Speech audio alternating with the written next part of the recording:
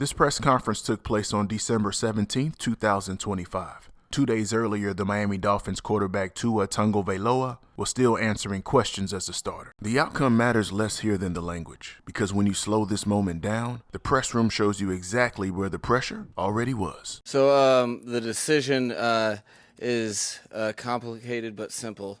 The simple piece is I think Quinn gives this team the best chance to win. That opening line tells you everything you need to know. Mike McDaniel is not debating the decision. He's not weighing options. He's drawing a boundary. When leaders repeat a single justification, oftentimes it's not for clarity, it's for closure.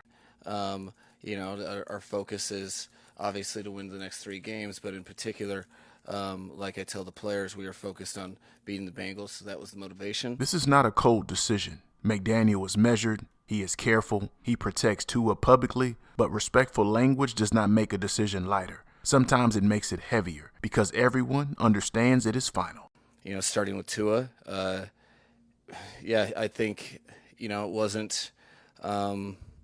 it wasn't easy for him to hear. I think it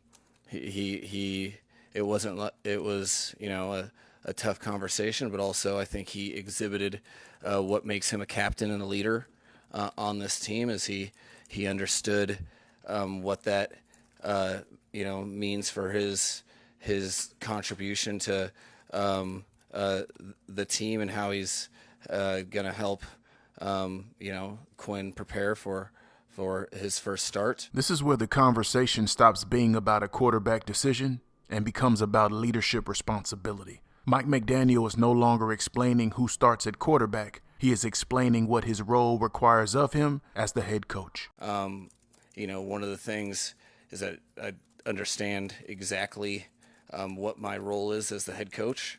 The point is to, make the hard decisions, and I never deviate from doing what's best for the collective and the organization, because that's what everyone's depending on me to do. Watch how McDaniel handles the future. He refuses speculation. He shuts down hypotheticals. He contains the conversation, because leaders who are secure in a decision do not reopen it publicly, even when they know pressure still exists. I don't allow myself to live there. I'm not trying to. I've been trying to coach and trying to improve, and when things aren't to the standard, I have to change it. Now go back 48 hours, December the 15th, 2025, before the benching, before the decision became final. Listen to how Tua speaks when responsibility is still personal and the pressure has nowhere else to go.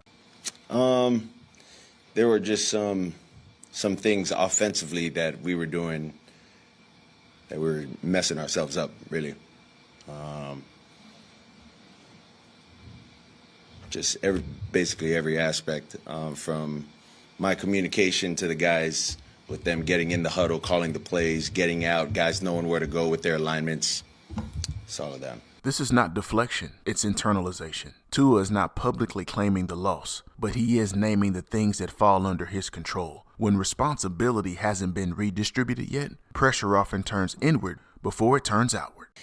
Really, at the end of the day, it's about pride that you have for yourself, your last name on your back.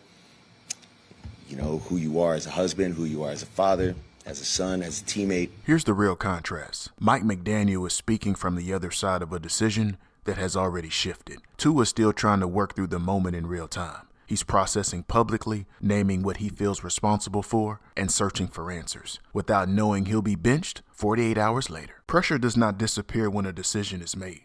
It changes shape. Sometimes it stays with the leadership, sometimes it shifts to the player, and sometimes it lingers inside the organization long after the microphones are gone. The press room doesn't tell you what will happen next. It tells you where the pressure is right now. And if you listen closely, moments like this explain far more than the headlines ever do. This is Press Room Breakdown, where we slow the room down and study how the message gets made.